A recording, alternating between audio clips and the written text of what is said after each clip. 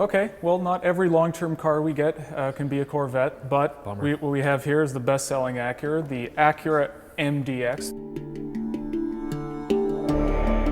3-row crossover. And we've been threatening this for years, but it's finally happened, is a next generation product has come out with a smaller engine than the one that preceded it. We've got a 3.5 liter V6 instead of that old 3.7. It's 290 horsepower. Yeah, makes a ton of power, feels great. The big deal with this car is that they ditched the hydraulic steering for electric power steering. It's one of those things that's happening in every car. But the MDX was always the driver's crossover. Mm-hmm. It was a pretty nice feeling car.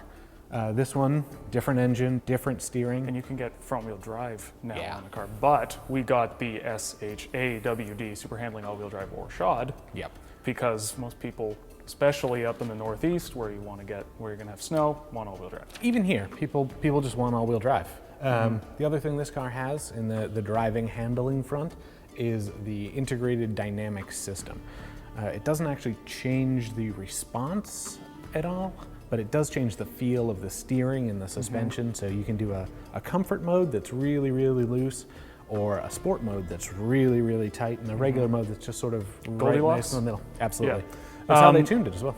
Acura and the MDX specifically has always been about technology. Yeah. This has probably the most obvious is the LED headlights. They have those 5 elements up front. Yeah, they're in the jeweled headlights. The jewel-eyed headlights.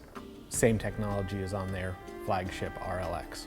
Also, it has the new twin screen interface. It replaces a ton of buttons.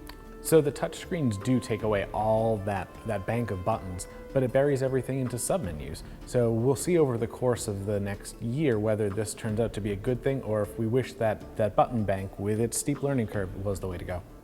Yep, you'll be able to read about that as well as everything about this all-new MDX on our long-term blog, so stay tuned.